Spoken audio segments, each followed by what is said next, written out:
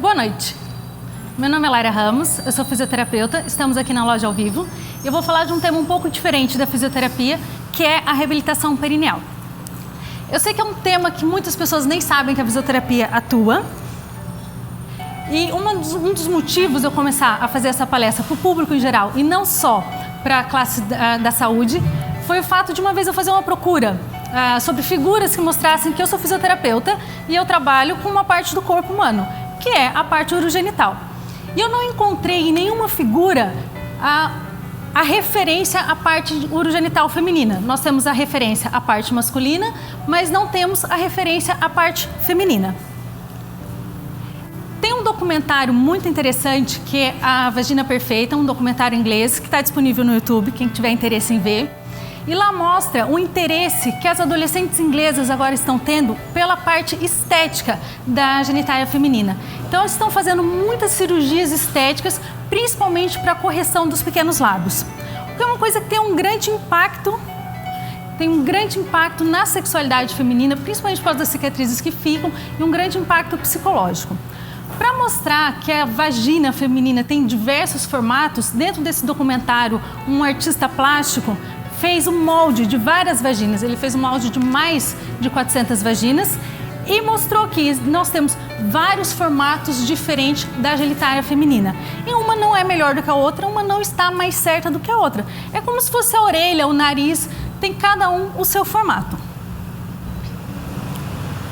E na verdade, por que eu falo que as pessoas não sabem o que é a vagina? E muitos amigos meus brincam comigo e falam, eu sei o que é a vagina. É que na verdade o que nós chamamos de vagina é a vulva. A parte genital externa da mulher, ela não é a vagina, e sim a vulva, que é composta pelo clitóris, pelos pequenos lábios e pelos grandes lábios. Isso é que é referente ao pênis no homem.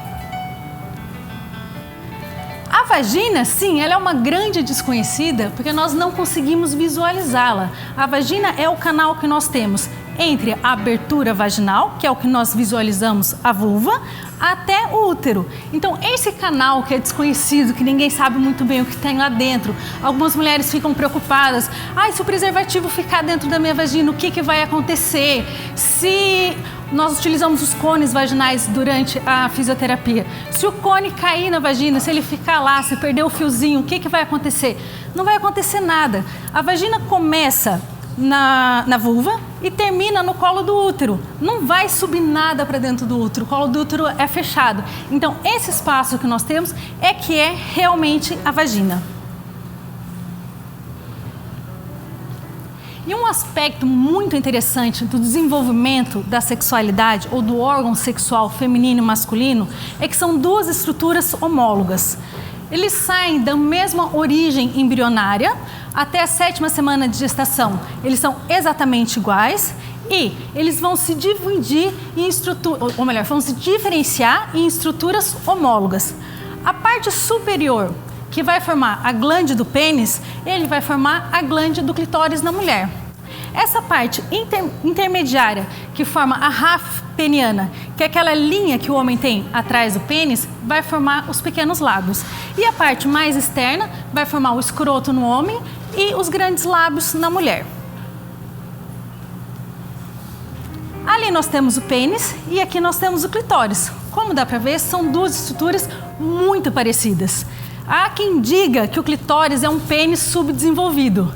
Eu não concordo que o clitóris seja um pênis. Na verdade, não é que eu não concordo. Ele não é um pênis subdesenvolvido. Ele é um pênis menor. Eu sou menor que muitas mulheres e eu não acho que eu seja subdesenvolvida por causa disso. Simplesmente, ele é menorzinho. Aqui nós conseguimos ver a grande semelhança entre o clitóris e o pênis. O que acontece? No clitóris, a parte externa, a parte que nós conseguimos efetivamente visualizar, é só a glande com um pedacinho do corpo. Então, é aquele botãozinho que a gente consegue visualizar e que, infelizmente, os nossos parceiros acham que só aquilo é o clitóris. O clitóris vai muito além disso. Ele tem toda uma parte na lateral do osso e em volta da vagina, como o pênis. O pênis está muito mais exterior e o homem acaba tendo muito mais contato com o pênis do que nós temos com o nosso clitóris. Então Aqui nós temos o clitóris, que eu duvido que muitos de vocês saibam que o clitóris seja toda essa estrutura e não só aquele pequeno botãozinho que a gente consegue visualizar. Já tem gente ali olhando que achava que conhecia muito bem a vagina e eu estou vendo que está revendo seus conceitos. Então nós temos essa parte mais externa, que é o que nós efetivamente conseguimos visualizar e tocar com mais facilidade, mas ele está todo no osso púbico e também em volta da vagina. Tudo isso é a estrutura do clitóris. E o que é o períneo? Com o que é que eu trabalho?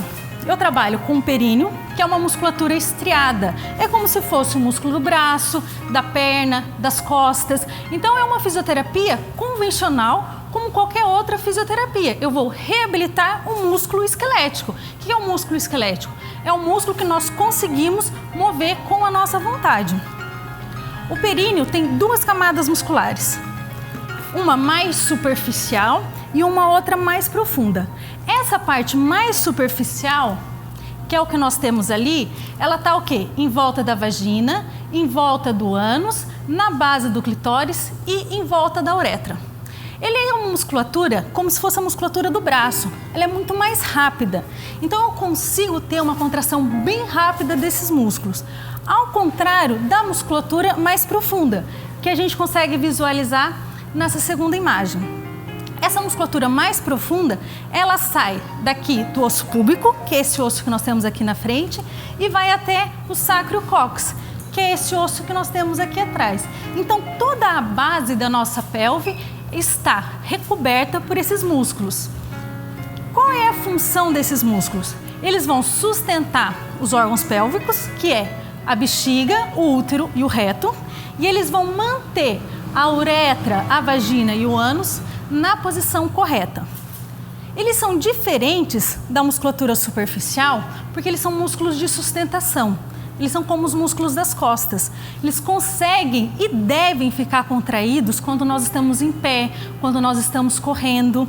É errado quando nós fazemos a nossa correção postural, corrigimos o abdômen, corrigimos as costas e nunca ninguém nos fala que nós também devemos contrair a musculatura do períneo, porque ele é um músculo de sustentação.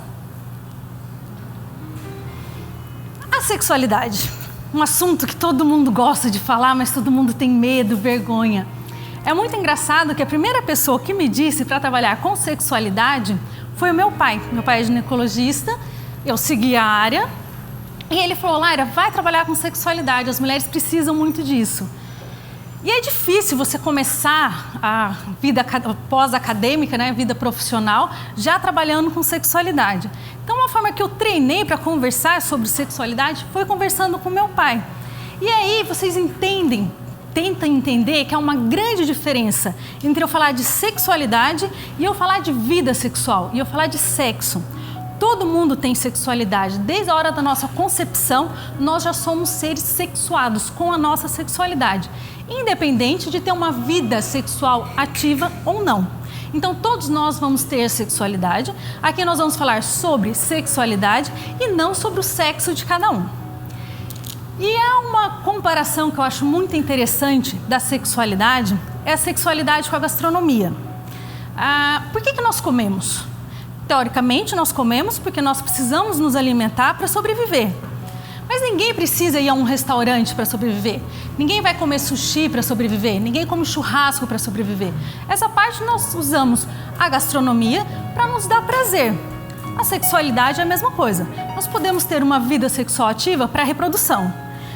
Hoje em dia, poucos casais estão procurando a reprodução. Muito pelo contrário, quase ninguém está reproduzindo. Então, se a sexualidade não é para reprodução, ela deve ser para nos dar prazer.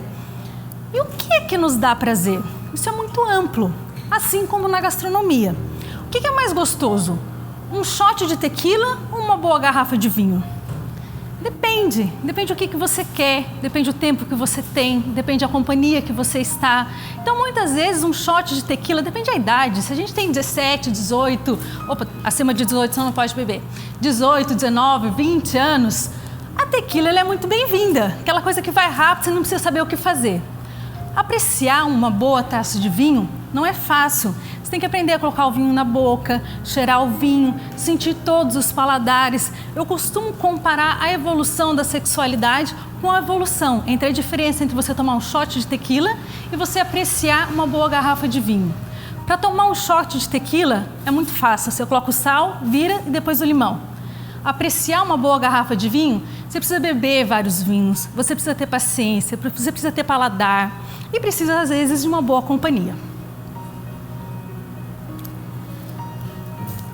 Os primeiros a descreverem a resposta sexual, eles descreveram como se ela fosse linear. Foi Master e Johnson, na década de 60, ficaram famosos, foram os grandes percussores do estudo da sexualidade. E o que eles diziam? Eu sempre estou falando da resposta sexual feminina, a resposta sexual masculina é diferente. Então, o que eles diziam? Que nós poderíamos ter 3 tipos de resposta. A fase de excitação, que nos levaria a um platô e depois ao orgasmo. Poderíamos ter orgasmos múltiplos, porque sim, as mulheres podem ter orgasmos múltiplos, os homens não. Tem mulheres que elas têm mais dificuldade em chegar ao orgasmo. E naquele mais verde, mais escuro, é o quê? A mulher que ela chega à excitação máxima, ela tem alguns picos de prazer, mas ela não consegue chegar ao orgasmo. Isso também não são mulheres específicas, às vezes é o dia a dia nosso. Às vezes a garrafa de vinho, o mesmo vinho, está muito melhor num dia do que está no outro. Então, às vezes a relação sexual é muito melhor num dia do que é no outro. Depois, junto com Master e Johnson, Kaplan falou não. Ele não dividia, ele dizia que era tudo excitação. E ela falou não, primeiro nós temos que ter o desejo, depois a excitação, depois o orgasmo e depois a resolução. Isso veio mais ou menos 10 anos depois do primeiro modelo. Mas continuou sendo uma coisa linear. Então, primeiro eu tenho que ter desejo. Só se eu tiver desejo eu fico excitada. Só se eu ficar excitada eu vou ter prazer para ter o orgasmo e depois a resolução. Graças a Deus, Basson veio e mostrou que a sexualidade feminina não é linear. Porque a mulher não é linear. A sexualidade feminina é um ciclo. Que ela pode começar, geralmente, no início de um relacionamento. Você tem um desejo pelo homem, você tem um desejo pelo seu parceiro. É pensar e o desejo já vem, é o que a gente chama de desejo espontâneo. Só que esse desejo espontâneo, comprovadamente, acaba cerca de 6 meses depois do relacionamento.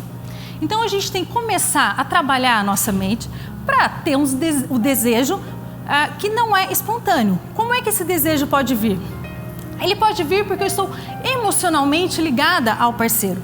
Se eu estou emocionalmente ligada ao parceiro, eu posso querer começar a ter um carinho com ele e a partir desse estímulo sexual vir o desejo.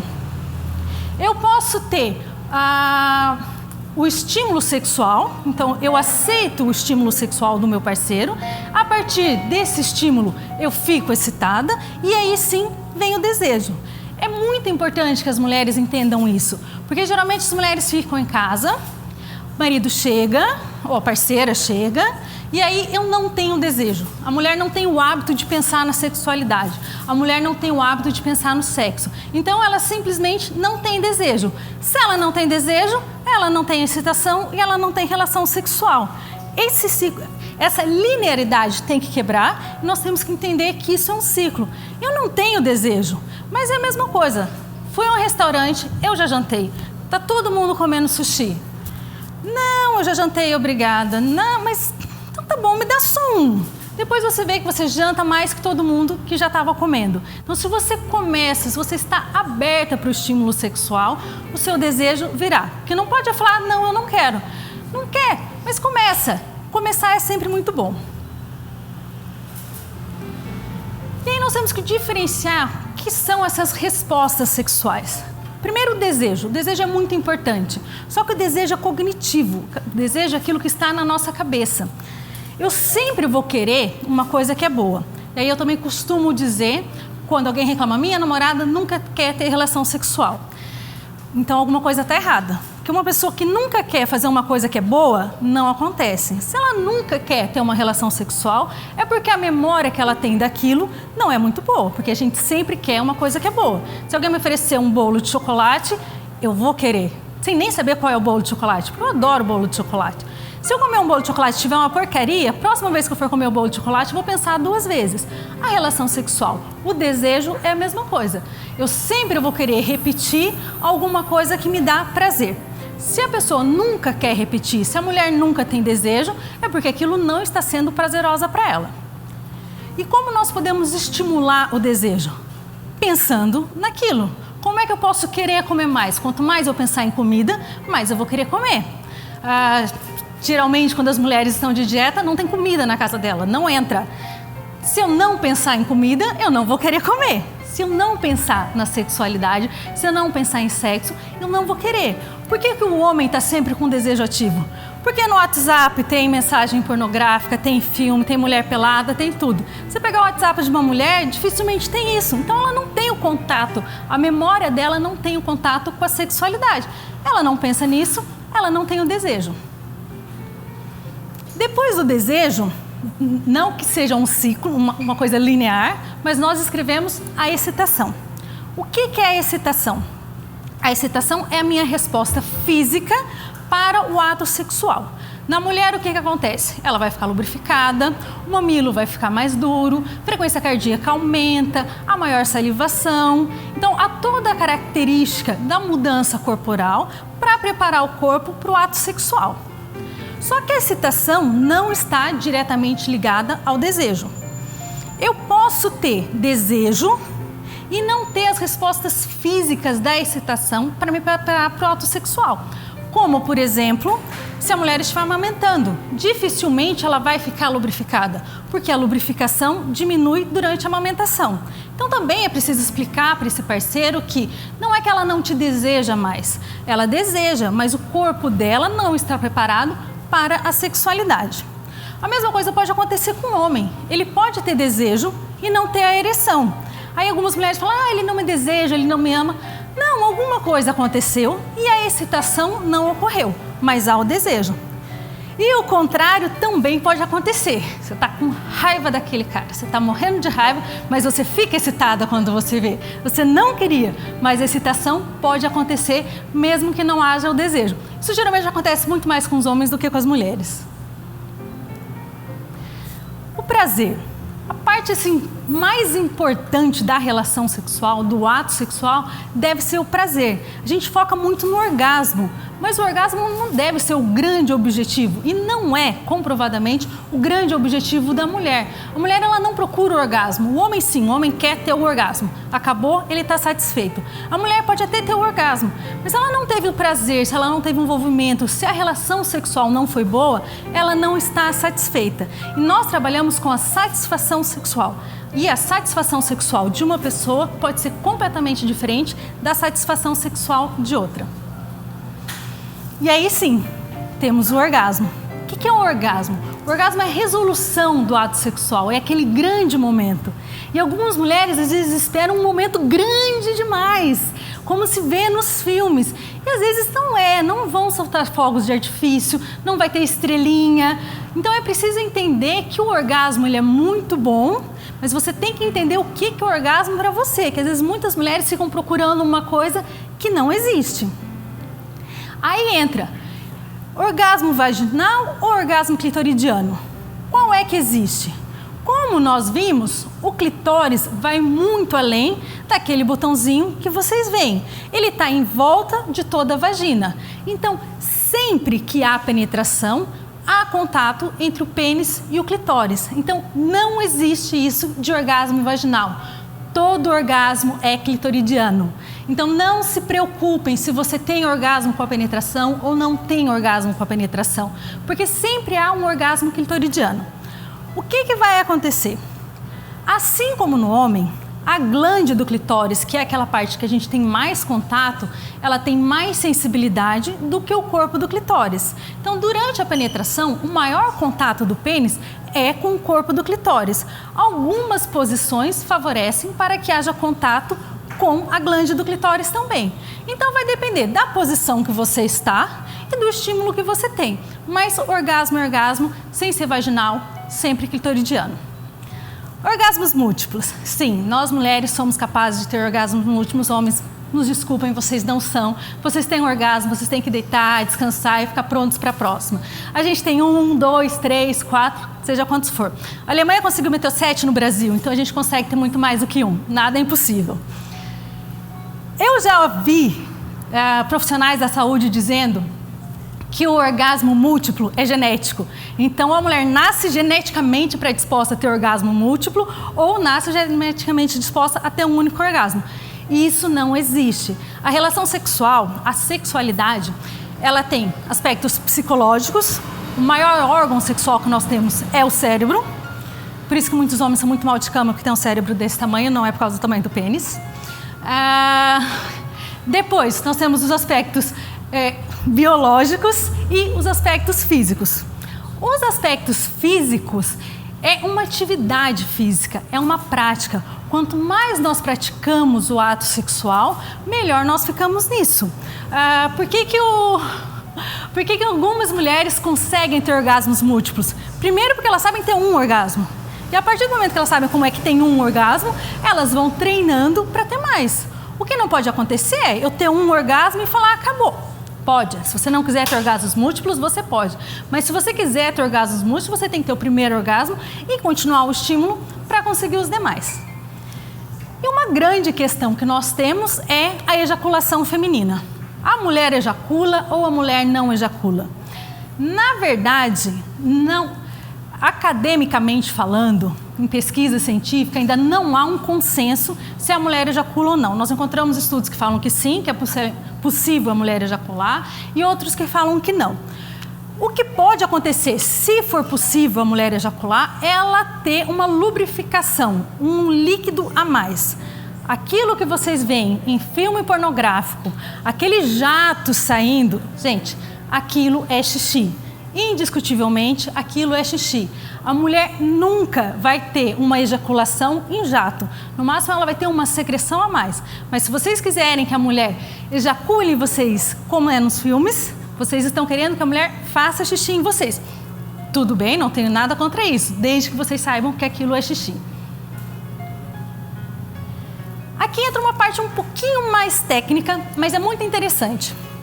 Nosso corpo ele é dividido em sistema nervoso somático e autônomo. Somático é aquilo que a gente comanda.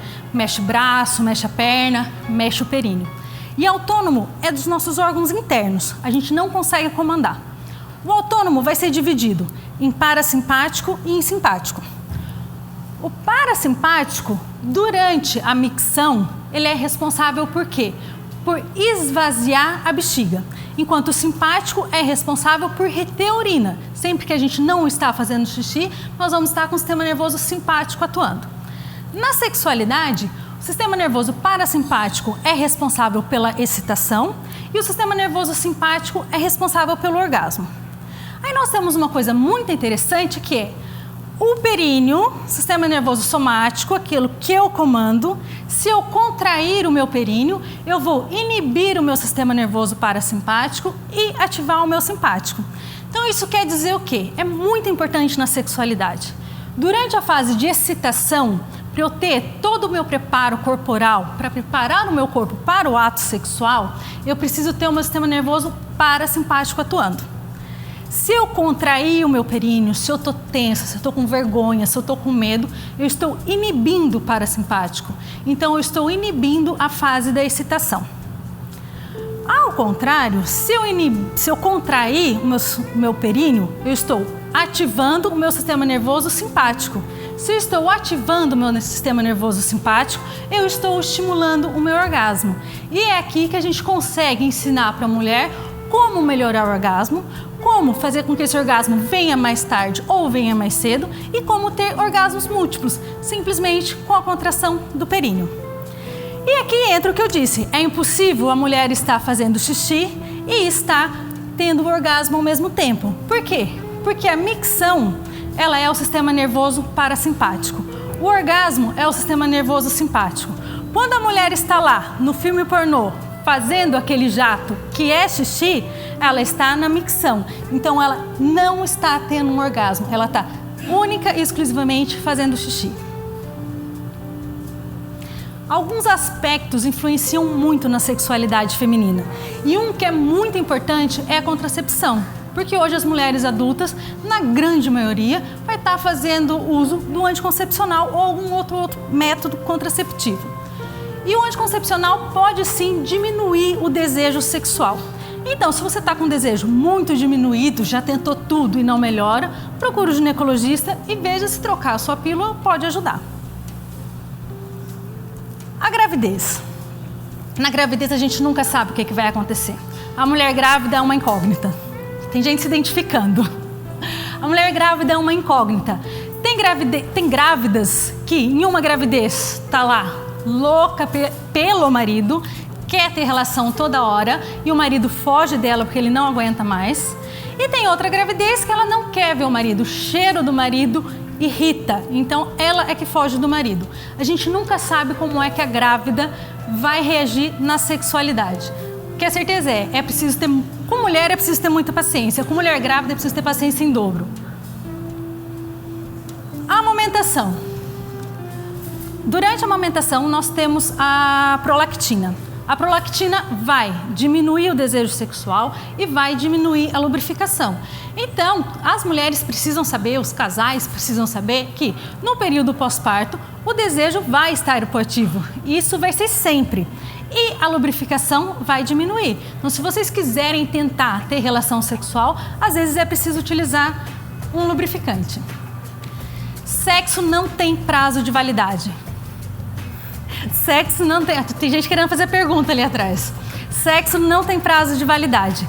As mulheres podem ter relação sexual sempre. Não precisa terminar aos 60, 70, 80. Existem senhoras que têm relação sexual até os 90, 100 anos, quando chegam até lá. E isso é verdade porque eu conheço uma que a gente ainda vai entrevistar. Então, o que é preciso orientar a essas senhoras? A lubrificação vai estar diminuída. Se a lubrificação vai estar diminuída, ela precisa fazer o uso de algum gel lubrificante. E outra coisa que é muito importante, o índice de HIV tem crescido muito na população mais idosa. Então, é preciso orientar essas mulheres, orientar esses idosos que eles precisam utilizar preservativo. Nós acabamos esquecendo, isso é um grande mal, principalmente dos profissionais da saúde, nós acabamos esquecendo das mulheres que têm alguma diferença. Essas mulheres também têm a sua sexualidade e também é preciso olhar para elas. É preciso fazer motéis adaptados, é preciso ensiná-las como lidar com a sua sexualidade, porque elas também têm o direito a ter a vida sexual ativa. A dor. Muitas mulheres têm dor durante a relação sexual. Um dos motivos dessa dor pode ser por causa do períneo. Se eu contraio a musculatura do meu períneo, na hora do pênis entrar, lembra, a musculatura do períneo fecha a entrada da vagina. Se eu contrair esses músculos, na hora do pênis entrar, gera dor. Quando eu tenho dor, eu contraio. Quanto mais eu contraio, mais eu tenho dor. Quanto mais eu tenho dor, mais eu contraio e acaba virando um ciclo vicioso. Depois, quando essa mulher vai pensar em ter uma relação sexual de novo, lembra do desejo? Ela vai procurar qual é a resposta dessa relação sexual. Se essa resposta for dor, ela não vai ter desejo. E há uma outra característica, uma outra patologia que chama vaginismo. A mulher vagínica, ela tem uma contração tão forte, tão intensa desses músculos, que é impossível ter a penetração. Essas mulheres não têm penetração de dedo, elas não conseguem colocar um absorvente interno, então elas não conseguem ter uma relação sexual porque elas contraem os músculos do períneo. As fantasias, agora com o filme 50 Tons de Cinza, essa parte da fantasia sexual ficou bastante falada. A fantasia sexual, ela é necessária. É a fantasia que vai melhorar o desejo, que vai fazer com que as pessoas, e agora principalmente as mulheres, pensem mais na relação sexual. Mas é preciso ter uma coisa bem clara na cabeça. A partir do momento que você realiza a sua fantasia, ela deixa de ser uma fantasia. Então tome cuidado, porque aquilo tudo que você idealizou, geralmente não acontece exatamente como você idealizou. Então as fantasias são muito necessárias, mas muitas vezes elas devem ser apenas fantasias e não devem sempre vir para a realidade. Isso também depende de cada um. O sexo anal. O sexo anal faz mal? Não, o sexo anal não faz mal. Ele pode fazer mal se ele não for feito com as devidas precauções. Sempre, se o sexo for uma penetração do pênis via anal, é preciso que o homem tenha preservativo, porque senão sim, o homem pode ficar doente. Nunca, em hipótese nenhuma, você pode pegar o objeto, seja ele qual for, pênis ou qualquer outra coisa, que foi via anal e colocar via vaginal. Isso não pode acontecer nunca. E lembrar que o ânus não tem lubrificação. Então, se for fazer uma relação via anal, é imprescindível o uso de lubrificante. E, como tudo, a relação sexual, inclusive anal, tem que ser prazerosa para ambas as partes. Se a mulher não está satisfeita, ela deve avisar e deve ser parada. O ponto G. O ponto G existe ou não existe? É como se fosse a ejaculação feminina. Ainda não há um consenso se o ponto G existe ou não existe. Mas ele é descrito anatomicamente como se estivesse na parede anterior da vagina, bem atrás do osso púbico. Então, se você colocar o dedo, depois que passa o osso, ali, teoricamente, está o ponto G. É claro que não é uma marca anatômica que está ali no mesmo lugar em todas as mulheres. Então, é preciso procurar. E, por outro lado, nem todo mundo tem covinha. Então, talvez nem todas as mulheres tenham um ponto G. Mas uma coisa é verdade, nós temos vários pontos que nos dá prazer. Não se preocupem única e exclusivamente com o ponto G. Se preocupem em ter prazer. Se encontrar, melhor. A masturbação. É um tema polêmico. Todo mundo acha que a mulher não se masturba, que a mulher não deve se masturbar. Isso é muito errado. A mulher deve se masturbar. A mulher deve conhecer o próprio corpo. É através da masturbação que ela descobre o que dá prazer e que ela descobre como é que ela tem orgasmo. Porque não adianta a mulher ficar pensando, ele não me dá um orgasmo. Se ela não sabe como ter orgasmo, não é muito fácil que o parceiro faça com que ela tenha orgasmo. Isso é cultural. O menininho pequenininho, se ele está ali mexendo no pênis, ai que bonitinho, que gracinha, todo mundo estimula. Se a menina põe a mão lá embaixo, coisa feia, tira a mão daí, isso não pode. Ela cresce ouvindo que o estímulo na sua parte genital é feio. Então isso é muito prejudicial, porque ela vai chegar à idade adulta, ela recebe esse estímulo e ela já vem pensando, não, isso é feio, está lá no inconsciente dela.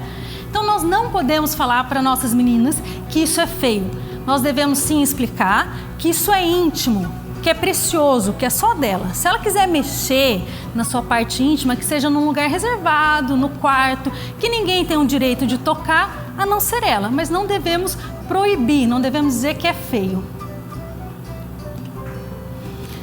Autoestima.